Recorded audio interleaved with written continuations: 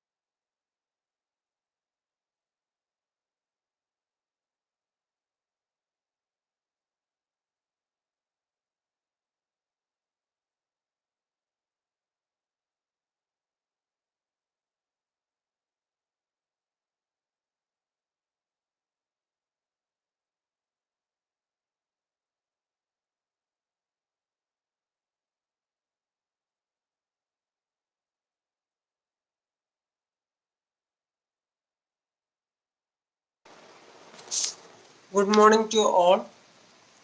നമ്മൾ ഇന്ന് എടുക്കാൻ പോണത് ബയോളജിയിലെ ജ്ഞാനേന്ദ്രിയങ്ങളെ കുറിച്ച് ആണ്. അതിൽ കണ്ണിനെ കുറിച്ചാണ് ഇന്ന് എടുക്കുന്നത്. കണ്ണിന്റെ ക്ലാസ് മുമ്പ് കിട്ടിയിട്ടില്ലല്ലോ.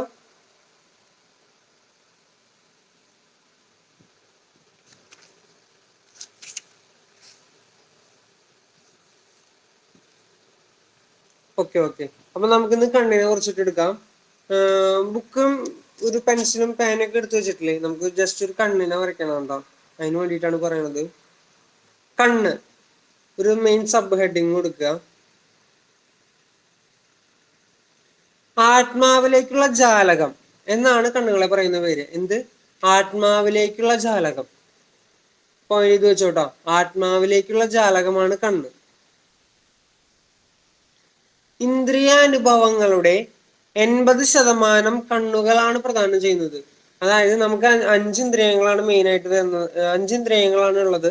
അതിൽ 80% പ്രതിനിധാനം ചെയ്യുന്നത് കണ്ണിൽ കൂടെയാണ്. ഇന്ദ്രിയാനുഭവങ്ങളുടെ 80% കണ്ണുകളാണ് പ്രദാനം ചെയ്യുന്നത്.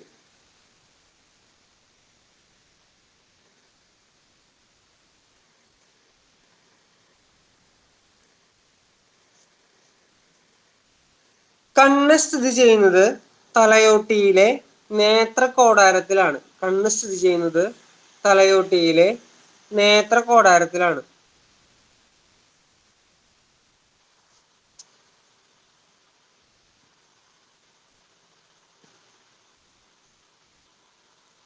ഞാനൊരു പിക്ചർ കണ്ട, അത് നിങ്ങൾ എല്ലാവരും ഒന്ന് ജസ്റ്റ് ഒന്ന് വരച്ചെടുത്ത് ആ പിക്ചർ ജസ്റ്റ് ഒന്ന് റഫായിട്ട് വരച്ചെടുക്കുക. അപ്പൊ നമുക്ക് പെട്ടെന്ന് മനസ്സിലാവും കാര്യങ്ങൾ. ദൃഢപടലം, രക്തപടലം, റെറ്റിന, പീതബിന്ദു, നേത്രനാഡി, അന്ധബിന്ദു, lens, pupil, iris, cornea, conjunctiva. ഒന്ന് വേഗം എല്ലാവരും ഒന്ന് വരച്ചെടുക്കണം. എന്നിട്ട് ഇതിന്റെ പാർട്സുകളുടെ പേരും അവയുടെ ഫങ്ഷൻസും പറഞ്ഞു തരാനാണ്.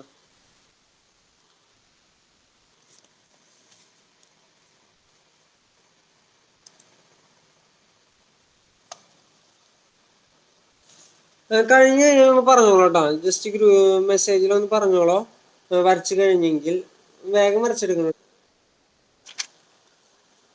പുതിയ കയറിയ ആളും ഈ കണ്ണിന്റെ ചിത്രം ഒന്ന് വരച്ചെടുക്കണം കേട്ടോ. കണ്ണിന്റെ ഘടനയാണ് ഈ കാണുന്നത്. നമ്മുടെ 10ാം ക്ലാസ്സിലെ 2ാം പാഠത്തില് ഈ കണ്ണിന്റെ ഈ കാര്യങ്ങളെ കുറിച്ചിട്ട് പറയുന്നുണ്ട്. അതിനുള്ള അഡീഷണൽ പോയിന്റ്സ് ഞാൻ ഇവിടെ തയ്യാറാക്കിയിട്ടുണ്ട്.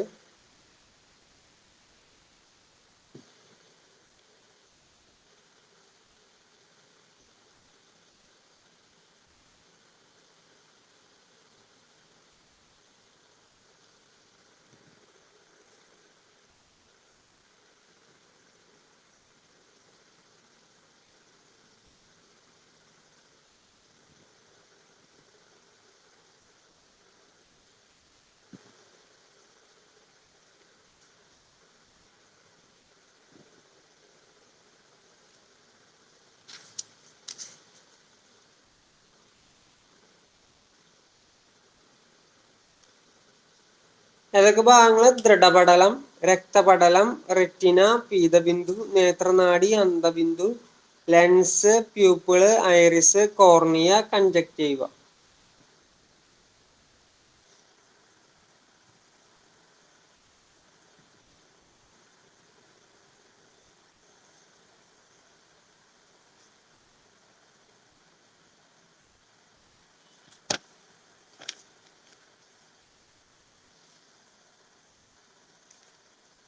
കഴിഞ്ഞോ?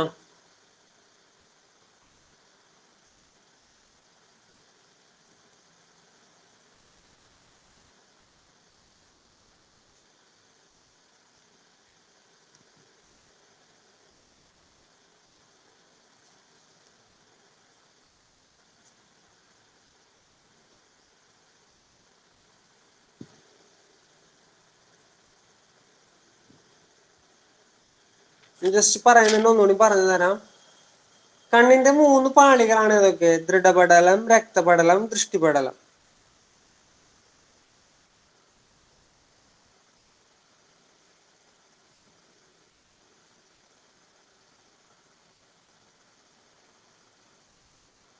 ദൃഢപടലം കാണാം, നമുക്ക് രക്തപടലം കാണാം. ദൃഷ്ടിപടലം ഉള്ളിലായിട്ടാണ് വരിക. ഉള്ളിലത്തെ ആ പാളിനെയാണ് ഈ ദൃഷ്ടിപടലം എന്ന് പറയുന്നത്, അതായത് കാഴ്ച സാധ്യമാകുന്നത്. ദൃഷ്ടിപടലത്തിലാണ് എന്ത് വരിക, റെറ്റിനൊക്കെ കാണുന്നത് ഈ ദൃഷ്ടിപടലത്തിലാണ്. മൂന്ന് പാളികൾ ഏതൊക്കെയാ? ദൃഢപടലം, രക്തപടലം, ദൃഷ്ടിപടലം. ഒന്നുകൂടി ഞാൻ പറഞ്ഞുതരാട്ടെ, ഞാനിപ്പോ ജസ്റ്റ് പറയണതാ. നിങ്ങൾ വരയ്ക്കുമ്പോ ഒരു പോയിന്റ് കിട്ടി കഴിഞ്ഞാൽ അത്രയും നല്ലതല്ല, അതുകൊണ്ട് പറയണതാണ്.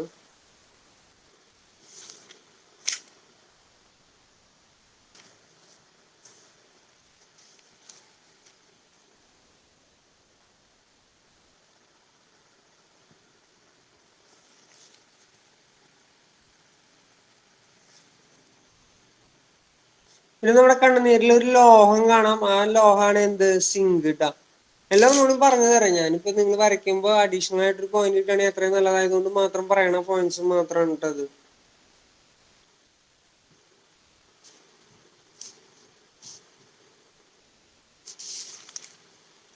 കഴിഞ്ഞോ? കഴിഞ്ഞെങ്കിൽ മെസ്സേജ് ചെയ്തോളൂട്ടാ, എന്നാലേ ഞാൻ അറിയുള്ളൂ.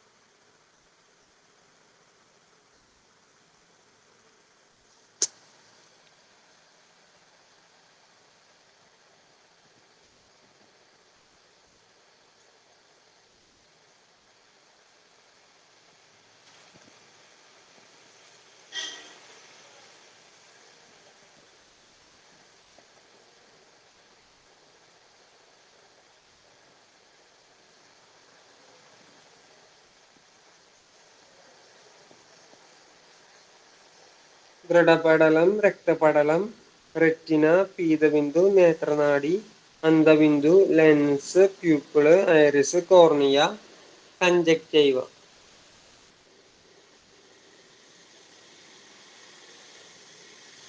വരച്ച് കഴിയാറായിട്ടില്ലേ?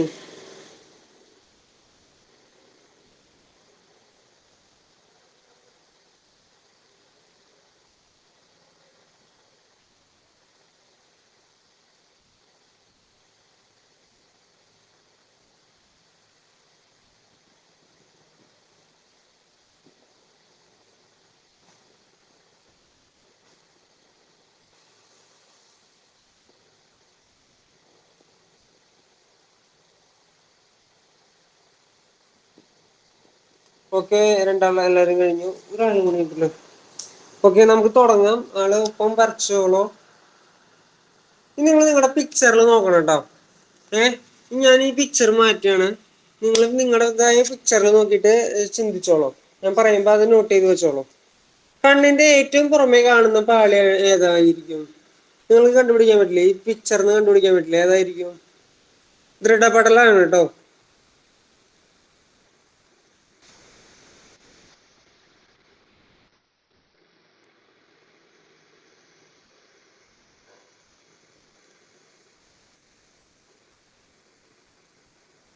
ഓക്കെ, കണ്ണിന്റെ ഏറ്റവും ദൃഢപടലം എന്നൊരു ഹെഡിങ് കൊടുക്കുക. കണ്ണിന് കണ്ണിന്റെ ഏറ്റവും പുറമേയുള്ള പാളിയാണ് ദൃഢപടലം. കണ്ണിന്റെ ഏറ്റവും പുറമേയുള്ള പാളിയാണ് ദൃഢപടലം.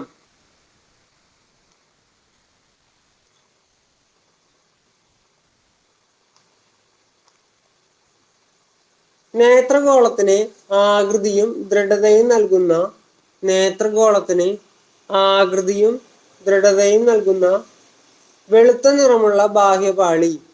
നേത്രഗോളത്തിന് ആകൃതിയും ദൃഢതയും നൽകുന്ന വെളുത്ത നിറമുള്ള ബാഹ്യപാളിയാണ് എന്ത്? ദൃഢപടലം. അത് നിർമ്മിച്ചിരിക്കുന്നത് യോജക കലകൾ കൊണ്ടാണ്. യോജക കലകളാൽ നിർമ്മിതമാണ്. യോജക കലകളാൽ നിർമ്മിതമാണ്. ഒന്നുകൂടി പറയാം ദൃഢപടലത്തിന്റെ പ്രത്യേകതകള്. കണ്ണിന്റെ ഏറ്റവും പുറമേയുള്ള പാളി. നേത്രഗോളത്തിന് ആകൃതിയും ദൃഢതയും നൽകുന്ന വെളുത്ത നിറമുള്ള ബാഹ്യപാളി. യോജക കലകളാൽ നിർമ്മിതമാണ്. എന്തുകൊണ്ട്? യോജക കലകളാൽ നിർമ്മിതമാണ്. ഓക്കെ,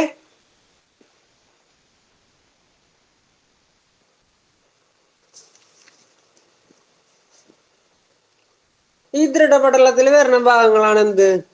നോക്കിക്കേ, ദൃഢപടലത്തിൽ എന്തൊക്കെ കാണാൻ കഴിയുന്നു നമുക്ക്? ദൃഢപടലത്തിലാണ് കോർണിയ കാണുന്നത്. അപ്പൊ ദൃഢപടലം നമ്മൾ ഹെഡിങ് കൊടുത്തിട്ടില്ലേ, അതിന്റെ ഒരു സബ് ഹെഡിങ് പോലെ എ എന്നുള്ള ഒരു സ്മോൾ ലെറ്റർ കൊടുത്തിട്ട് എഴുതിക്കുക കോർണിയ. കോർണിയ.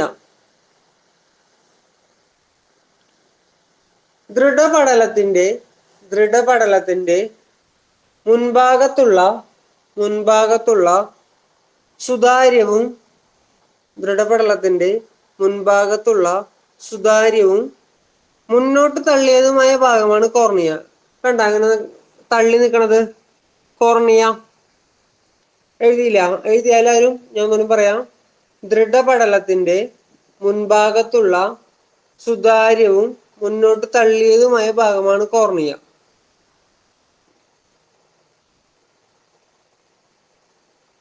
ഈ കോർണിയയുടെ പ്രത്യേകതകള്, അടുത്ത പോയിന്റ്, രക്തക്കൊഴലുകൾ കാണപ്പെടുന്നില്ല. അതായത് കോർണിയയിൽ രക്തക്കൊഴലുകൾ കാണപ്പെടില്ല. വായുവിലൂടെ നേരിട്ട് ഓക്സിജൻ സ്വീകരിക്കുന്നു. രക്തക്കൊഴലുകൾ കാണപ്പെടുന്നില്ല, വായുവിലൂടെ നേരിട്ട് ഓക്സിജൻ സ്വീകരിക്കുന്നു. കൊളാജൻ എന്ന മാംസ്യം കാണപ്പെടുന്നു.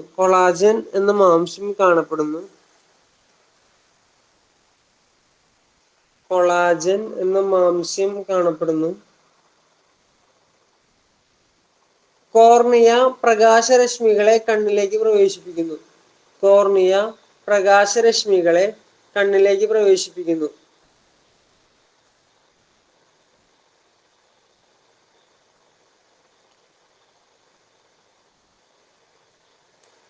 അടുത്ത പോയിന്റ്,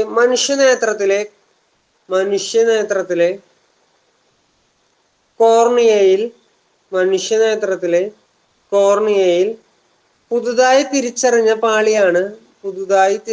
പാളിയാണ് ധുവപാളി.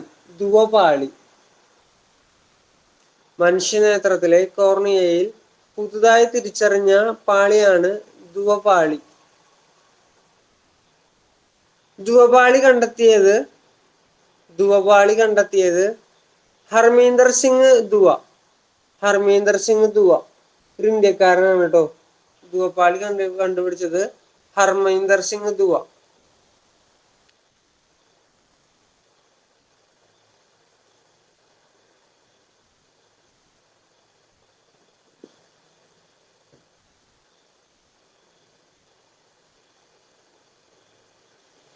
എഴുതിയോ? അടുത്തൊരു ഭാഗമാണ് എന്ത്? ബി. സബ് ഹെഡിങ് കൊടുക്കുക ബി.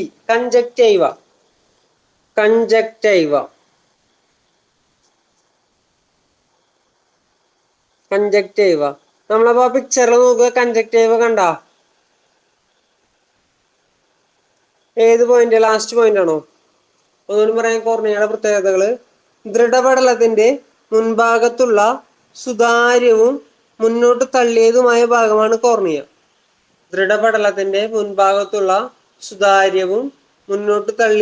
ഭാഗമാണ് കോർണിയ. രക്തക്കൊഴലുകൾ കാണപ്പെടുന്നില്ല. വായുവിലൂടെ നേരിട്ട് ഓക്സിജൻ സ്വീകരിക്കുന്നു. കൊളാജൻ എന്ന മാംസ്യം കാണപ്പെടുന്നു.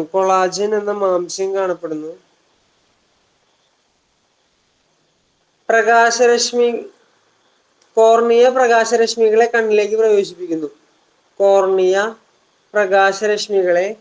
കണ്ണിലേക്ക് പ്രവേശിപ്പിക്കുന്നു. മനുഷ്യനേത്രത്തിലെ കോർണിയയിൽ പുതുതായി തിരിച്ചറിഞ്ഞ പാളിയാണ്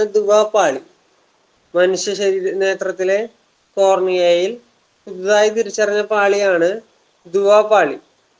ധുവപാളി കണ്ടെത്തിയ ശാസ്ത്രജ്ഞനാണ് ഹർമീന്ദർ സിംഗ് ദുവ. അടുത്ത സബ് ഹെഡിങ് കൊടുക്കാൻ പറഞ്ഞു കൺജക്റ്റൈവ.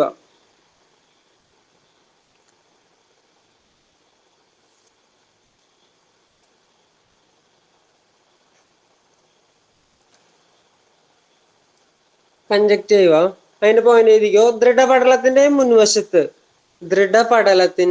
മുൻവശത്ത് കോർണിയ ഒഴികെയുള്ള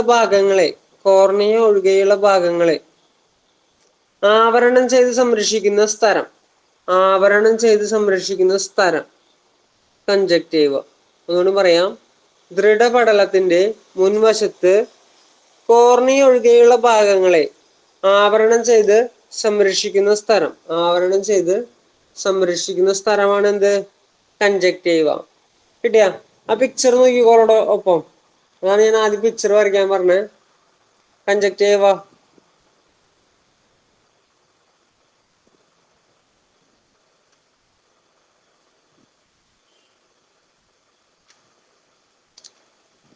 ഓക്കെ, നീ പറയണത്.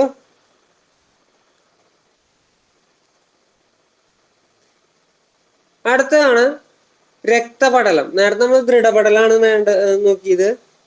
ദൃഢപടലത്തിലെ രണ്ട് ഭാഗങ്ങൾ നോക്കി നമ്മൾ കോർണിയും കൺജക്റ്റീവും.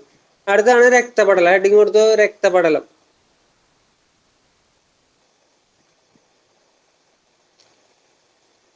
ആദ്യത്തെ പോയിന്റ് രക്തപടലത്തെ കുറിച്ചിട്ട് ആ പേര് തന്നെ നമുക്ക് കണക്ട് ചെയ്യാലോ. ധാരാളം രക്തക്കുഴലുകൾ കാണപ്പെടുന്ന പാളി.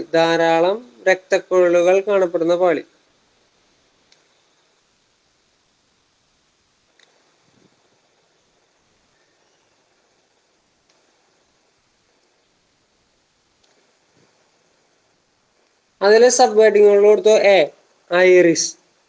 അത് നമ്മൾ എഴുതാൻ പറഞ്ഞു ധാരാളം രക്തക്കുഴലുകൾ കാണപ്പെടുന്ന പാളി. സബ് ഹെഡിങ് കൊടുത്തു ഐറിസ്.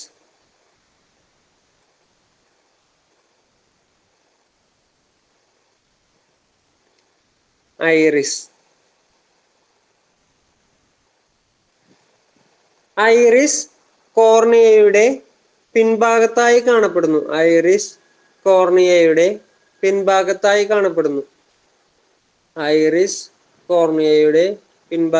കാണപ്പെടുന്നു.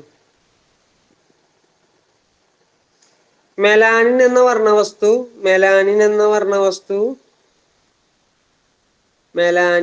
വർണ്ണവസ്തു ഐറിസിന് ഇരുണ്ട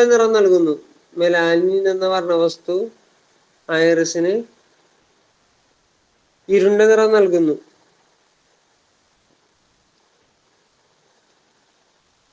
ഐറിസ് നോക്കിക്കോളോടൊപ്പം തന്നെ.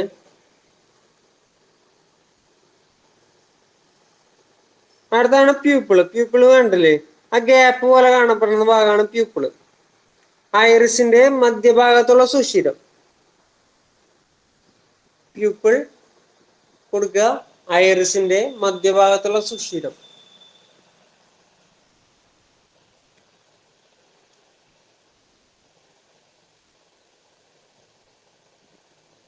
പ്യൂപ്പിളിന്റെ വലുപ്പം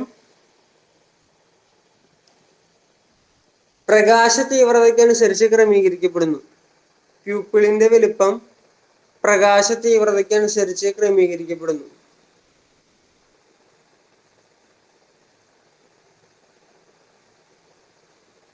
അതായത് ഇതാണ് നമ്മുടെ ഒരു ഇത് എഴുതിയിട്ട് പറയാം. മങ്ങിയ പ്രകാശത്തിൽ റേഡിയൽ പേശികൾ സങ്കോചിക്കുമ്പോൾ പ്യൂപ്പിൾ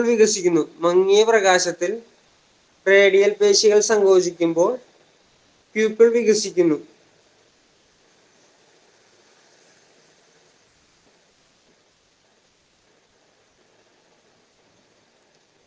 നമുക്കൊരു കാര്യം ക്ലിയർ ആവണില്ലെങ്കിൽ നമ്മൾ ഒന്നുകൂടി സൂക്ഷിച്ചു നോക്കില്ലേ? അതാണ് ഈ മങ്ങിയ പ്രകാശത്തിൽ നമ്മുടെ റേഡിയൽ പേശികൾ സങ്കോചിക്കുമ്പോൾ പ്യൂപ്പിൾ വികസിക്കുന്നത്. അടുത്ത പോയിന്റ്, തീവ്രപ്രകാശത്തിൽ വലയപേശികൾ സങ്കോചിക്കുമ്പോൾ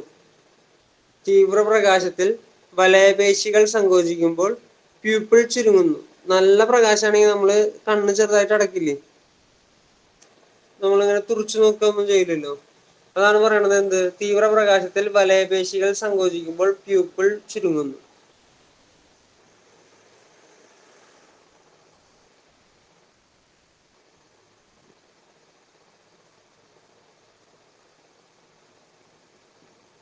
എഴുതി കഴിഞ്ഞാ ഒന്നുകൂടി പറയണോ?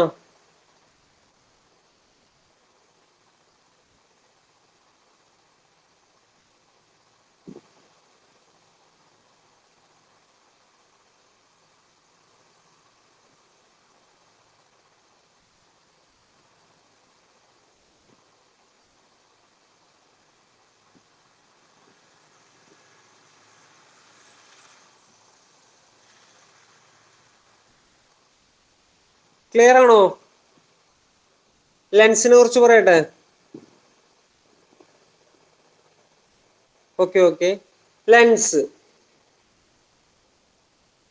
സുതാര്യവും ഇലാസ്തികതയും ഉള്ളതുമായ കോൺവെക്സ് ലെൻസ്. ലെൻസിന്റെ പ്രത്യേകതയാണ് സുതാര്യമാണ്, ഇലാസ്തികതയുണ്ട്, അതേപോലെ തന്നെ കോൺവെക്സ് ലെൻസ് ആണ്. നമ്മൾ ഇന്നലെ കഴിഞ്ഞ ക്ലാസ്സിൽ പറഞ്ഞിട്ടുണ്ടായിരുന്നു എന്ത് ഫിസിക്സിൽ കോൺവെക്സ് ലെൻസ് ആണ് നമ്മുടെ മനുഷ്യ ശരീരത്തിലുള്ളതെന്ന്. സുതാര്യമാണ്, ഇലാസ്തികതയുണ്ട്, കോൺവെക്സ് ലെൻസ് ആണ്.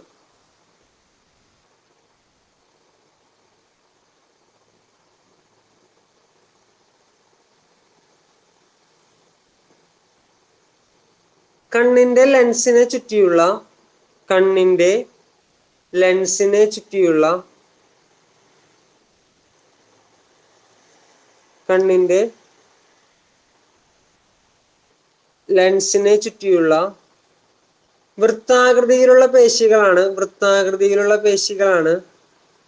വൃത്താകൃതിയിലുള്ള പേശികളാണ് സീലിയറി പേശികൾ.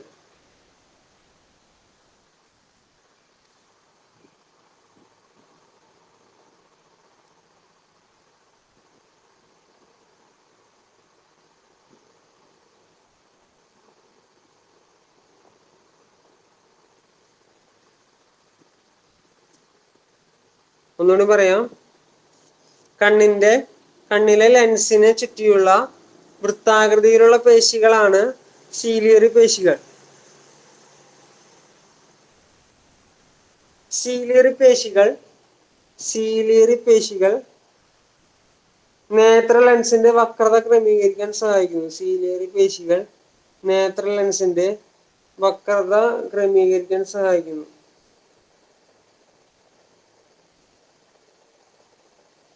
സീലിയറി പേശികൾ നേത്ര ലെൻസിന്റെ വക്രത ക്രമീകരിക്കാൻ സഹായിക്കുന്നു. ലെൻസ് സ്നായുക്കൾ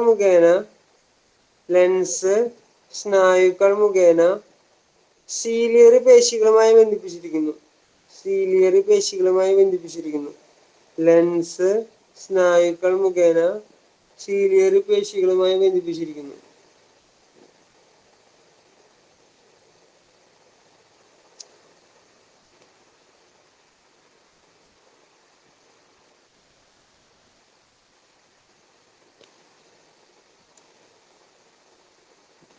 അടുത്തതാണ് അക്വസറ.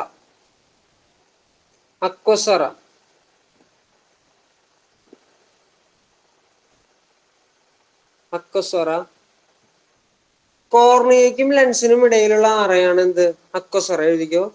കോർണിയയ്ക്കും ലെൻസിനും ഇടയിലുള്ള അറയാണ് എന്ത്? അക്വസറ. അക്വസ് ദ്രവം കാണപ്പെടുന്നു. അക്വസറയിലെ അക്വസ് ദ്രവം കാണപ്പെടുന്നു. കോർണിയയ്ക്കും ലെൻസിനും ഇടയിലുള്ള അറയാണ് അക്വസറ. അക്വസറയിലെ അക്വസ് ദ്രവം കാണപ്പെടുന്നു.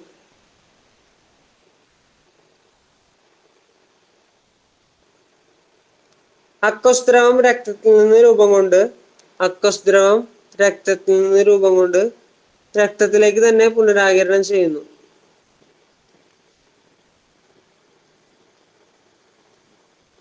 അക്വസ് ദ്രവം രക്തത്തിൽ നിന്ന് രൂപം കൊണ്ട് രക്തത്തിലേക്ക് തന്നെ പുനരാകിരണം ചെയ്യപ്പെടുന്നു.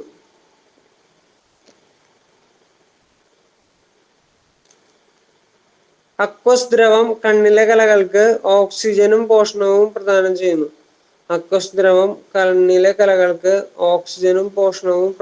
ചെയ്യുന്നു.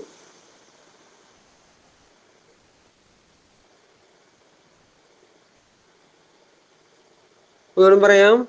കോർണിയയ്ക്കും ലെൻസിനും ഇടയിലുള്ള അറയാണ് എന്ത്? അക്വസറ. അക്വസറയിൽ അക്വസ് ദ്രവം കാണപ്പെടുന്നു. അക്വസ് ദ്രവം രക്തത്തിൽ നിന്ന് രൂപം കൊണ്ട് രക്തത്തിലേക്ക് തന്നെ പുനരാകിരണം ചെയ്യപ്പെടുന്നു.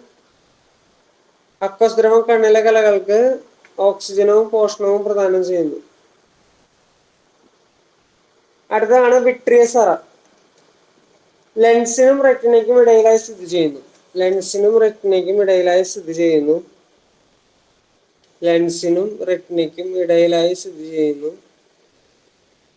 കണ്ണിലെ ഏറ്റവും വലിയ അറ.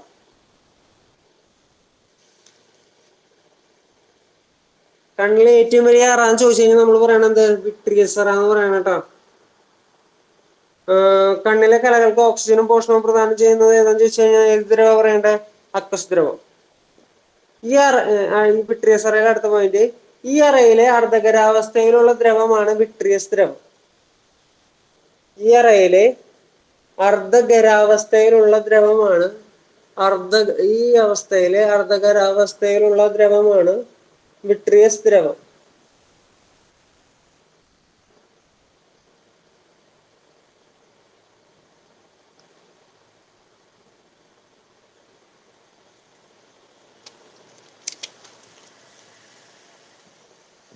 എഴുതിയാ കഴിഞ്ഞ. അടുത്തത് നമ്മൾ അടുത്ത പാളിനെ കുറിച്ച് പറയണ ദൃഷ്ടിപടലം.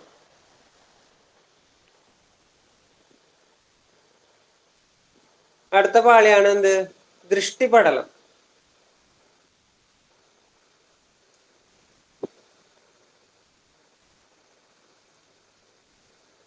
ഓക്കെ. വിട്രിയസ് അറയെ കുറിച്ച് പറയാം. ലെൻസിനും റെറ്റിനയ്ക്കും ഇടയിലായി വിട്രിയസ് അറ കാണപ്പെടുന്നു. ലെൻസിനും റെറ്റിനയ്ക്കും ഇടയിലായി വിട്രിയസ് അറ കാണപ്പെടുന്നു. കണ്ണിലെ ഏറ്റവും വലിയ അറ. ഈ അറയിൽ അർദ്ധഖരാവസ്ഥയിലുള്ള ദ്രവം ആണ് വിട്രിയസ് ദ്രവം. ഈ അറയിലെ അർദ്ധഖരാവസ്ഥയിലുള്ള ദ്രവമാണ് വിട്രിയസ് ദ്രവം. വിട്രിയസ് ദ്രവം കണ്ണിന്റെ ആകൃതി നിലനിർത്താൻ സഹായിക്കുന്നു.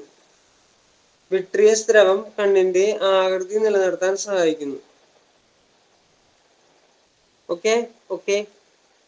ദെൻ ദൃഷ്ടിപടലം. അടുത്തൊരു സബ് ഹെഡിങ് കൊടുത്ത ദൃഷ്ടിപടലം.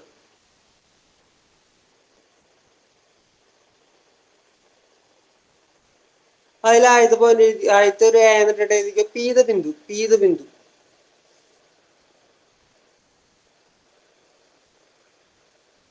പീതബിന്ദു. റെറ്റിനയിൽ പ്രകാശഗ്രാഹി കോശങ്ങൾ കൂടുതലായി കാണപ്പെടുന്നു. റെറ്റിനയിൽ പ്രകാശഗ്രാഹി കോശങ്ങൾ കൂടുതലായി കാണപ്പെടുന്നു.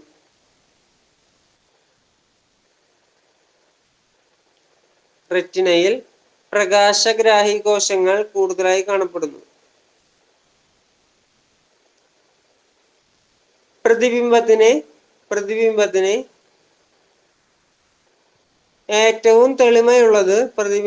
ഏറ്റവും തെളിമയുള്ളത് ഇവിടെയാണ്. ഒന്നുകൂടി പറയാം. റെറ്റിനയിൽ പ്രകാശഗ്രാഹി കോശങ്ങൾ കൂടുതലായി കാണപ്പെടുന്ന ഭാഗം പീതബിന്ദു. റെറ്റിനയിൽ പ്രകാശഗ്രാഹി കോശങ്ങൾ കൂടുതലായി കാണപ്പെടുന്ന ഭാഗം. പ്രതിബിംബത്തിന് ഏറ്റവും തെളിമയുള്ളത് ഇവിടെയാണ്.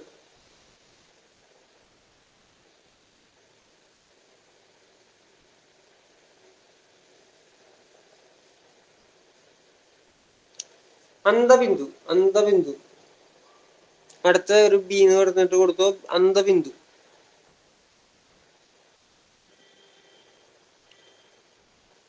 റെറ്റിനയിൽ നിന്ന് ആരംഭിക്കുന്ന ഭാഗം. റെറ്റിനയിൽ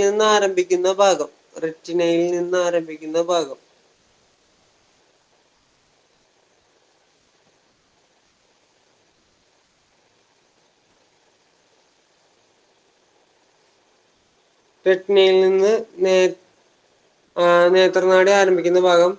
ഇവിടെ പ്രകാശഗ്രാഹികളില്ലാത്തതിനാൽ കാഴ്ചയില്ല.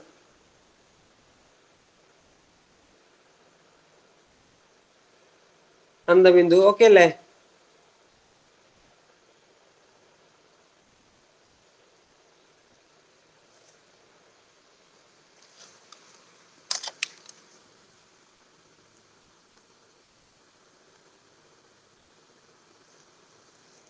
അപ്പൊ നമ്മൾ ദൃഷ്ടിപടലത്തിലെ രണ്ട് കാര്യങ്ങൾ പറഞ്ഞു. പീതബിന്ദു, അന്തബിന്ദു പറഞ്ഞു. അടുത്തൊരു പോയിന്റ് ആണ് നേത്രനാടി. നേത്രനാടി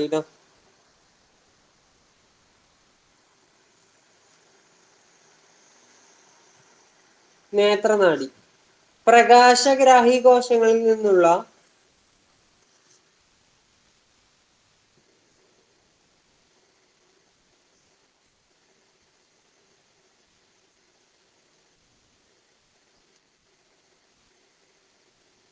പ്രകാശഗ്രാഹി കോശങ്ങളിൽ നിന്നുള്ള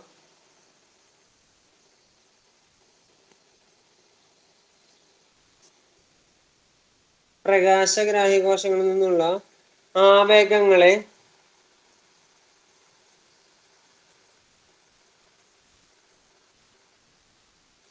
പ്രകാശഗ്രാഹി കോശങ്ങളിൽ നിന്നുള്ള ആവേഗങ്ങളെ മസ്തിഷ്കത്തിലെ കാഴ്ചയുടെ കേന്ദ്രത്തിലേക്ക് കൊണ്ടുപോകുന്നു. മസ്തിഷ്കത്തിലെ കാഴ്ചയുടെ കേന്ദ്രത്തിലേക്ക് കൊണ്ടുപോകുന്നു. പ്രകാശഗ്രാഹി കോശങ്ങളിൽ നിന്നുള്ള ആവേഗങ്ങളെ മസ്തിഷ്കത്തിന്റെ കാഴ്ചയുടെ കേന്ദ്രത്തിലേക്ക് കൊണ്ടുപോകുന്നു.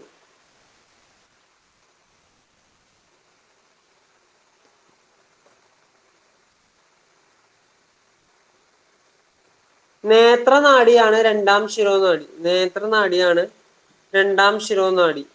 നേത്രനാഡിയാണ് രണ്ടാം ശിരോനാഡി.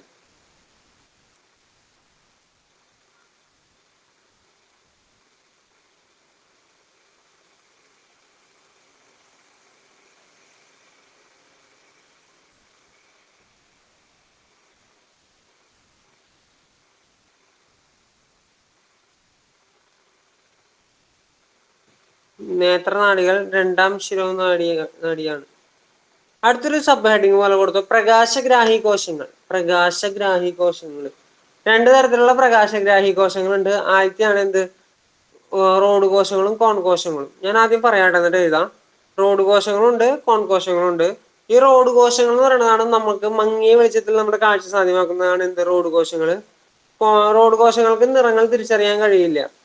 കോൺ കോശങ്ങൾ എന്താ ചെയ്യുക? നിറങ്ങൾ തിരിച്ചറിയാൻ സഹായിക്കും. അതേപോലെ തന്നെ തീവ്ര പ്രകാശത്തിൽ വസ്തുക്കളെ കാണാനും സഹായിക്കും. അതാണ് എന്ത്? കോൺ കോശങ്ങൾ. നമുക്ക് എഴുതാം.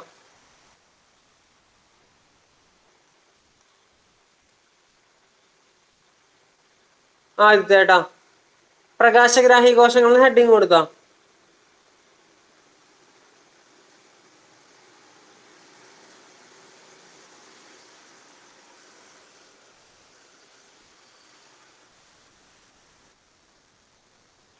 എഴുതിക്കോ.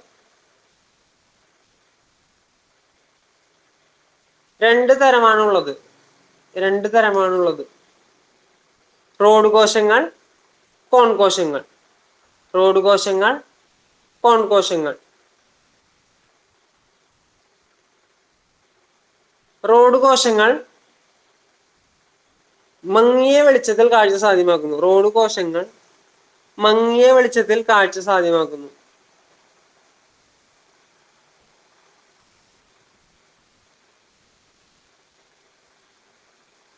റോഡ് കോശങ്ങൾക്ക് നിറങ്ങൾ തിരിച്ചറിയാൻ കഴിവില്ല. റോഡ് കോശങ്ങൾക്ക് നിറങ്ങൾ തിരിച്ചറിയാൻ കഴിവില്ല. റോഡ് കോശങ്ങൾക്ക് നിറങ്ങൾ തിരിച്ചറിയാൻ കഴിവില്ല. റോഡ് കോശങ്ങൾ മങ്ങിയ വെളിച്ചത്തിൽ കാഴ്ച സാധ്യമാക്കുന്നു. റോഡ് കോശങ്ങൾക്ക് നിറങ്ങൾ തിരിച്ചറിയാൻ കഴിവില്ല.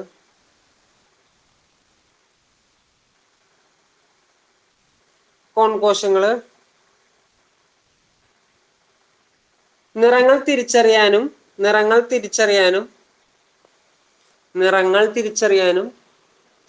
തീവ്ര പ്രകാശത്തിൽ വസ്തുക്കളെ കാണാനും സഹായിക്കുന്നു. നിറങ്ങൾ തിരിച്ചറിയാനും തീവ്ര പ്രകാശത്തിൽ വസ്തുക്കളെ കാണാനും സഹായിക്കുന്നു.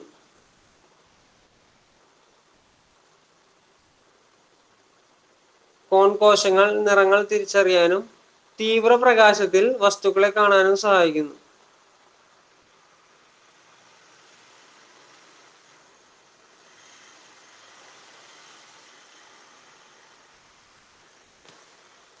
അടുത്തൊരു പോയിന്റ്, റോഡ് കോശങ്ങളിലെ വർണ്ണവസ്തു.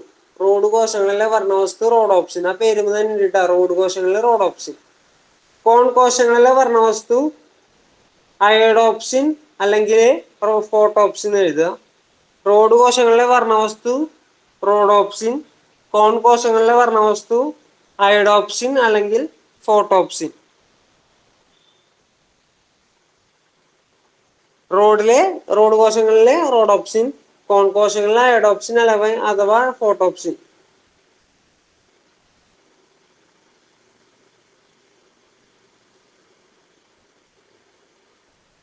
അടുത്ത പോയിന്റ്, കോൺ കോശങ്ങൾ പകൽ വെളിച്ചത്തിൽ കാണാൻ സഹായിക്കുന്നു. കോശങ്ങൾ പകൽ വെളിച്ചത്തിൽ കാണാൻ സഹായിക്കുന്നു. നേരത്തെ നമ്മൾ പറഞ്ഞിട്ടുണ്ടായിരുന്നു, നിറങ്ങൾ തിരിച്ചറിയാനും കോശങ്ങൾ പകൽ വെളിച്ചത്തിൽ കാണാൻ സഹായിക്കുന്നു. റോഡോപ്സിന്റെ മറ്റൊരു പേരാണ് വിഷ്വൽ പർപ്പിൾ. വിഷ്വൽ പർപ്പിൾ ഏതാണെന്ന് ചോദിച്ചു കഴിഞ്ഞാൽ ഏതാണെന്ന് ചോദിച്ചു കഴിഞ്ഞാൽ പറയാം, ഏതാ? റോഡോപ്സിൻ. വിഷ്വൽ പർപ്പിള് റോഡോപ്സിൻ ആണ്.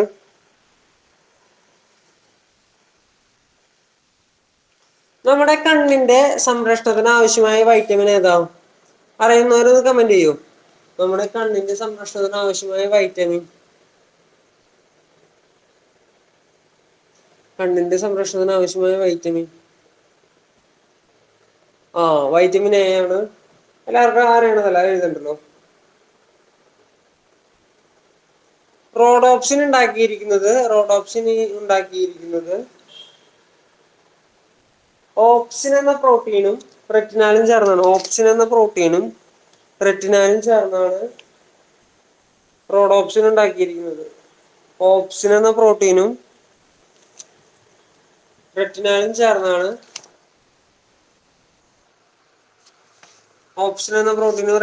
ചേർന്നാണ് റോഡോപ്സിൻ ഉണ്ടാക്കിയിരിക്കുന്നത്. അയോഡോപ്സിൻ വിഷ്വൽ വയലറ്റ് എന്നറിയപ്പെടുന്നു.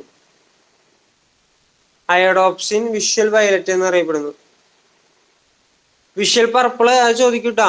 Visual purple rhodopsin, visual violet അയോഡോപ്സിൻ.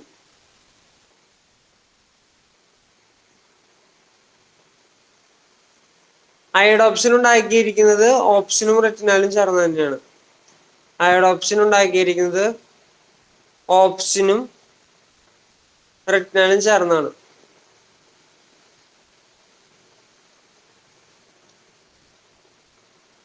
ഞാൻ ഒരു ജസ്റ്റ് സിമ്പിൾ ക്വസ്റ്റ്യൻ, ഇപ്പൊ ഈ പറഞ്ഞെന്നുള്ള കൺസെപ്റ്റ് വെച്ച് നിങ്ങൾക്ക് ഉത്തരം പറയാം. മൂങ്ങയ്ക്ക് പകൽ വെളിച്ചത്തിൽ കാഴ്ച കുറയാനുള്ള കാരണം എന്തായിരിക്കും? മൂങ്ങയ്ക്ക് പകൽ വെളിച്ചത്തിൽ കാഴ്ച കുറയാനുള്ള കാരണം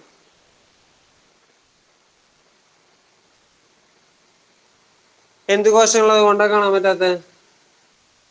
പകൽ വെളിച്ചത്തിൽ കാഴ്ച കുറയണത് നമ്മൾ പറയല്ലോ, മൂങ്ങ രാത്രി ആയിരിക്കും നമ്മൾ ആക്റ്റീവ് ആവാന്ന്.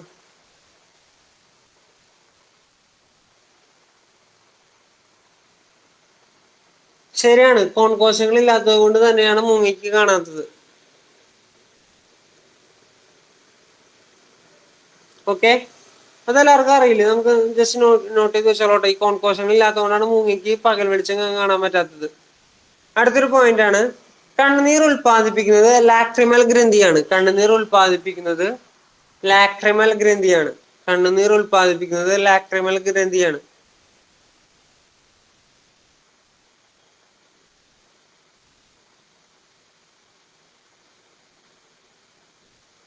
അടുത്തൊരു പോയിന്റ്, കണ്ണുനീർ ഉൽപ്പാദിപ്പിക്കുന്നത് ലാക്രിമൽ ഗ്രന്ഥി. രോഗാണുക്കളെ നശിപ്പിക്കാൻ കഴിവുള്ള കണ്ണുനീരിലടങ്ങിയ എൻസൈം. രോഗാണുക്കളെ നശിപ്പിക്കാൻ കഴിവുള്ള കണ്ണുനീരിലടങ്ങിയ എൻസൈം ലൈസോസൈം.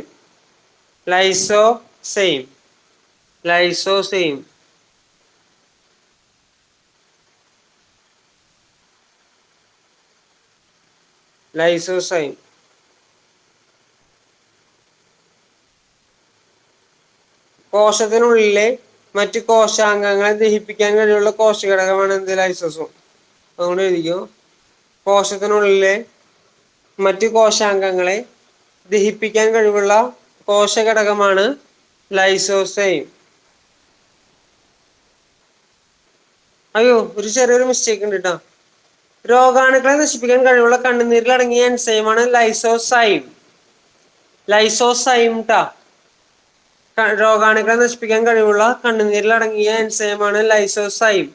അപ്പൊ പേര് നോട്ട് ചെയ്തോളൂ. കോശത്തിനുള്ളിലെ മറ്റ് കോശാംഗങ്ങളെ ദഹിപ്പിക്കാൻ കഴിവുള്ള കോശഘടകമാണ് ലൈസോസോം. അത് കോശം എടുക്കുമ്പോഴാണ് ഡീറ്റെയിൽ ആയിട്ട് പറയാം. ഇത് രണ്ടും ഒരേ പേര് വരണോണ്ട് ഞാൻ പറഞ്ഞത്. ലൈസോസോം. കോശത്തിനുള്ളിലെ മറ്റു കോശാംഗങ്ങളെ ദഹിപ്പിക്കാൻ കഴിവുള്ള കോശഘടകം ലൈസോസോം.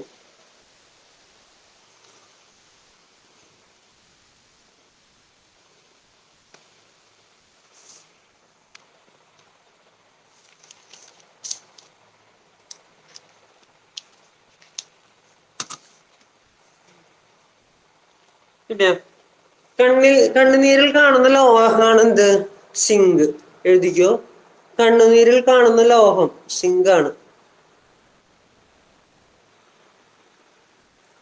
കണ്ണിന്റെ തിളക്കത്തിന് കാരണം സിങ്കാണ്. കണ്ണിൽ കാണുന്ന ഏകലോഹമാണ് സിങ്ക്. അതേപോലെ തന്നെ കണ്ണിന്റെ തിളക്കത്തിന് കാരണം ഈ സിങ്കാണ്.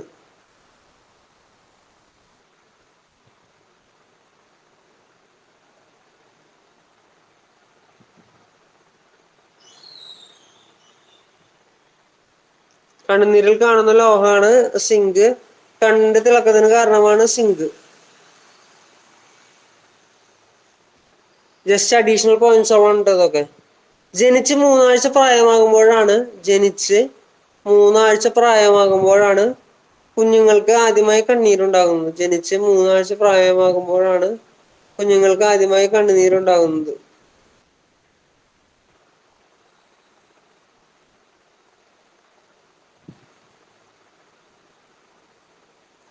വ്യക്തമായ കാഴ്ചശക്തിക്കുള്ള ഏറ്റവും കുറഞ്ഞ അകലം 25 സെന്റിമീറ്റർ ആണ്.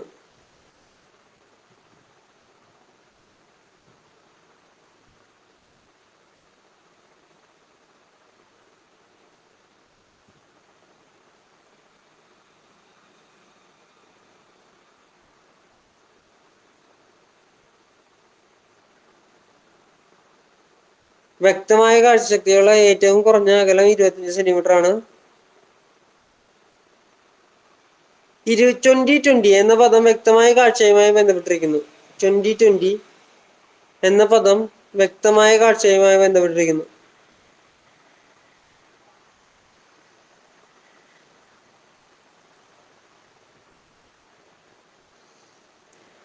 പിന്നെ നമുക്ക് നമ്മുടെ മാത്രം പ്രത്യേകതയാണ്, 2 കണ്ണുകളെയും ദൃശ്യങ്ങൾ തലച്ചോറിന്റെ സഹായത്താൽ ഒരേ സമയം കേന്ദ്രീകരിച്ച് ത്രിമാന ദൃശ്യമായി അനുഭവപ്പെടുന്ന പ്രക്രിയയാണ് ദിനേത്ര ദർശനം. അന്ന് എഴുതി വെച്ചോട്ടോ, ദിനേത്ര ദർശനം. 2 കണ്ണുകളിലെയും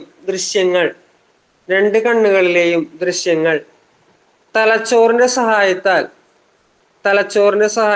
ഒരേ സമയം കേന്ദ്രീകരിച്ച് ത്രിമാന ദൃശ്യമായി അനുഭവപ്പെടുന്ന പ്രക്രിയയാണ് ദ്വിനേത്ര ദർശനം. ഒന്നുകൂടി പറയാം. 2 കണ്ണുകളിലെയും ദൃശ്യങ്ങൾ തലച്ചോറിന്റെ സഹായത്താൽ ഒരേ സമയം കേന്ദ്രീകരിച്ച് ത്രിമാന ദൃശ്യമായി അനുഭവപ്പെടുന്ന പ്രക്രിയയാണ് ദ്വിനേത്ര ദർശനം.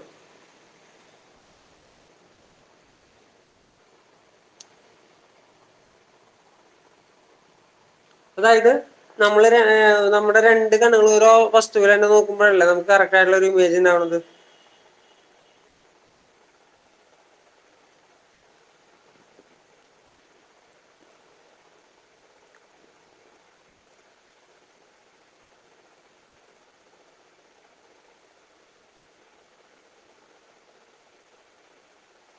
അടുത്താണ് വീക്ഷണ സ്ഥിരത. ഹെഡിങ് കൊടുത്ത വീക്ഷണ സ്ഥിരത. ഒരു വസ്തു ജനിപ്പിക്കുന്ന ദൃശ്യാനുഭവം 1/16 സെക്കൻഡ് സമയത്തേക്ക്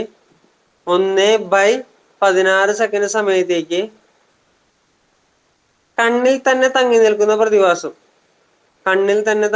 പ്രതിഭാസം. ഒരു വസ്തു ജനിപ്പിക്കുന്ന ദൃശ്യാനുഭവം 1/16 സെക്കൻഡ് സമയത്തേക്ക് കണ്ണിൽ തന്നെ തങ്ങി നിൽക്കുന്ന പ്രതിഭാസമാണ് എന്ത്? വീക്ഷണ സ്ഥിരത. അതായത് നമ്മള് ഫാൻ നോക്കിയാൽ മതി. ഫാനിൽ ലീഫുകളൊക്കെ ഇങ്ങനെ കണ്ടിന്യൂസ് ആയിട്ട് കറങ്ങണ പോലെ തോന്നുന്നില്ലേ? പക്ഷെ ഫാനിൽ എത്ര ലീഫുള്ളോ? 3 അല്ലെങ്കിൽ 4 ലീഫുള്ളോ? അതിന് കാരണമാണ് ഈ വീക്ഷണ സ്ഥിരത. അതായത് നമ്മൾ 1/16 സെക്കൻഡ് ആ ഇമേജ് നിൽക്കുന്നു, അപ്പോഴേക്കും അടുത്ത ലീഫ് വരും. അങ്ങനെ കണ്ടിന്യൂസ് ആയിട്ട് ഇതുകൊണ്ടാണ് ഫാനിൽ നമുക്ക് അങ്ങനെ തോന്നുന്നത്. ക്ലിയർ ആയാ? ഒരു വസ്തു ജനിപ്പിക്കുന്ന ദൃശ്യാനുഭവം 1/16 സമയത്തേക്ക് കണ്ണിന് തങ്ങി നിൽക്കുന്ന ആ പ്രതിഭാസമാണ് എന്ത്? വീക്ഷണ സ്ഥിരത.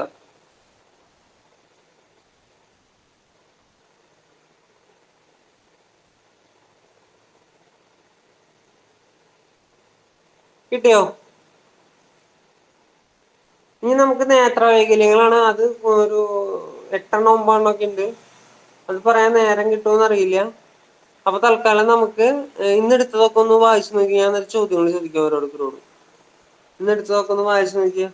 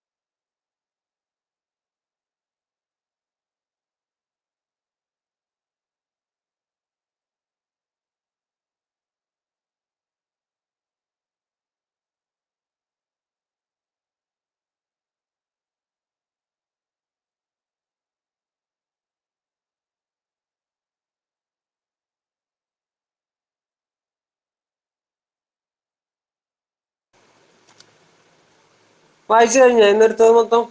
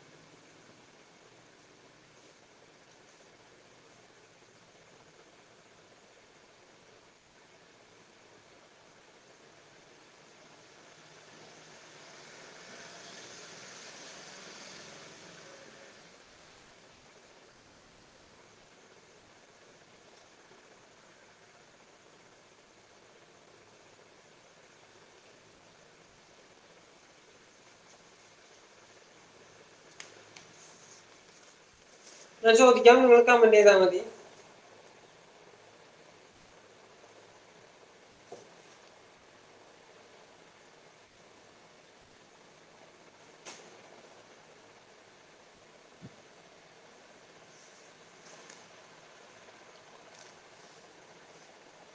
കണ്ണുനീരിൽ കാണുന്ന ലോഹം. കണ്ണുനീരിൽ കാണുന്ന ലോഹം. പറയേണ്ടത് രാജി സന്തോഷ്. പറയാല്ലെങ്കിൽ കമന്റ് ചെയ്യാം. കണ്ണുനീരിൽ കാണുന്ന ലോഹം. ഓക്കെ, ശരിയാണ്.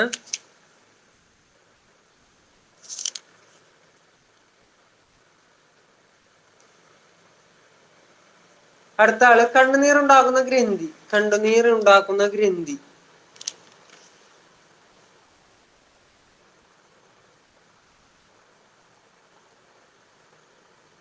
ജാസി പറഞ്ഞ, ജാസി കമന്റ് ചെയ്താൽ മതി. കണ്ണുനീർ ഉൽപ്പാദിപ്പിക്കുന്ന ഗ്രന്ഥി. കണ്ണുനീർ ഉൽപ്പാദിപ്പിക്കുന്ന ഗ്രന്ഥി.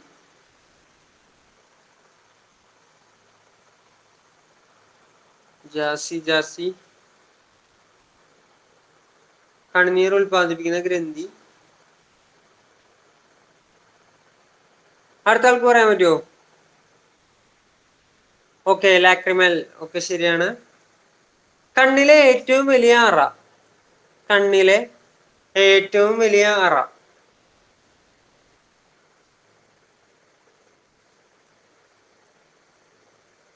കണ്ണിലെ ഏറ്റവും വലിയ അറ.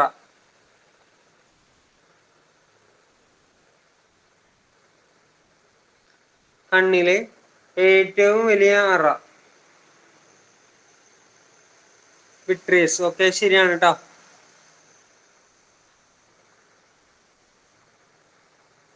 റോഡ് കോശങ്ങളിലെ വർണ്ണവസ്തു. റോഡ് കോശങ്ങളിലെ വർണ്ണവസ്തു. റോഡ് കോശങ്ങളിലെ വർണ്ണവസ്തു.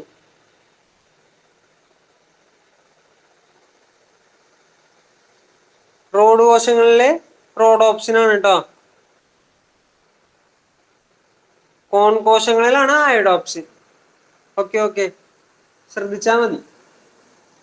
വിഷ്വൽ വയലറ്റ് എന്നറിയപ്പെടുന്നത്. വിഷ്വൽ വയലറ്റ് എന്നറിയപ്പെടുന്നത്. വിഷ്വൽ വയലറ്റ് എന്നറിയപ്പെടുന്നത്.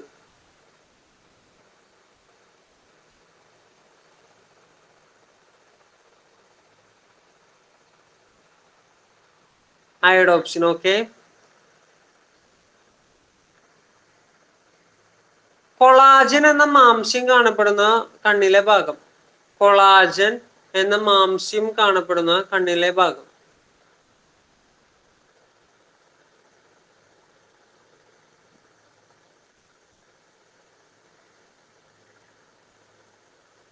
ശരിയാണ്, കോർണിയാണ്. അടുത്ത ചോദ്യം.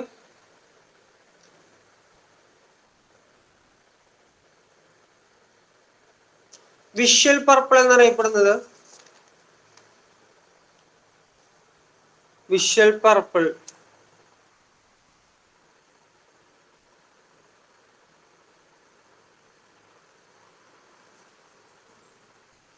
റോഡോപ്സിൻ.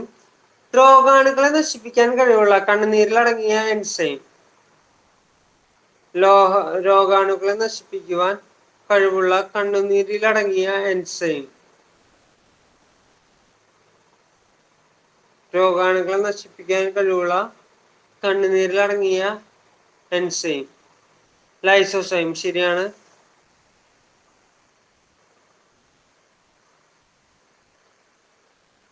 കണ്ണിൽ പ്രതിബിംബം രൂപം കൊള്ളുന്ന പാളി.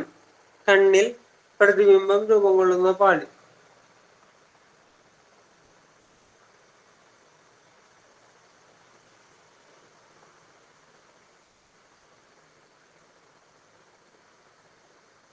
കണ്ണിൽ പ്രതിബിംബം രൂപം കൊള്ളുന്ന പാളി.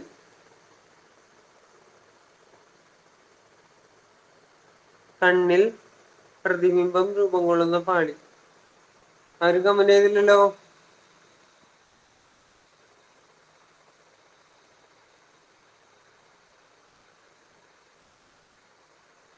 കണ്ണിൽ പ്രതിബിംബം രൂപം കൊള്ളുന്ന പാളി പീതബിന്ദു ആണോ?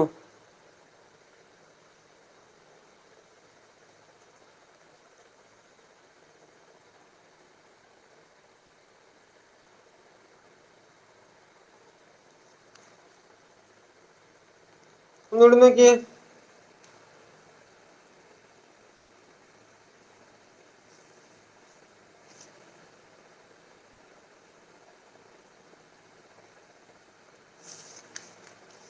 കണ്ണിൽ പ്രതിബിംബം രൂപം കൊള്ളുന്ന പാളി റെറ്റിനയാണ് കേട്ടോ. റെറ്റിന. ദൃഷ്ടിപടലത്തിലെ റെറ്റിന. ഓക്കെ. കണ്ണിന്റെ ഏറ്റവും പുറമേയുള്ള പാളിയുടെ പേരെന്താ? കണ്ണിന്റെ ഏറ്റവും പുറമേയുള്ള പാളി. കണ്ണിന്റെ ഏറ്റവും പുറമേയുള്ള പാളിയാണ് എന്ത്? ദൃഢപടലം. കണ്ണിന്റെ ഏറ്റവും പുറമേയുള്ള പാളിയാണ് ദൃഢപടലം. Okay okay.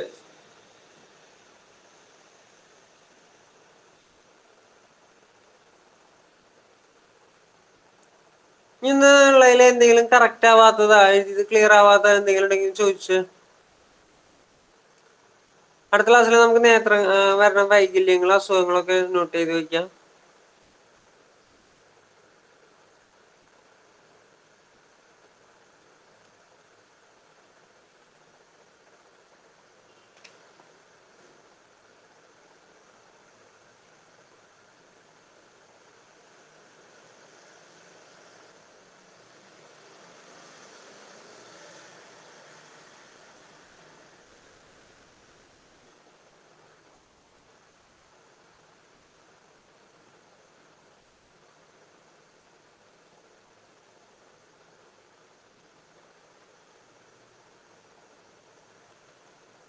എല്ലാം ക്ലിയർ ആണോ?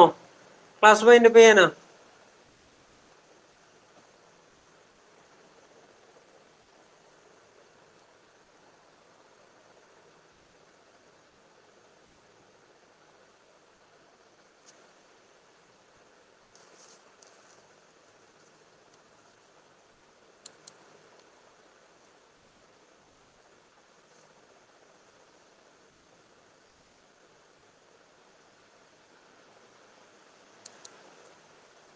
ഓക്കെ.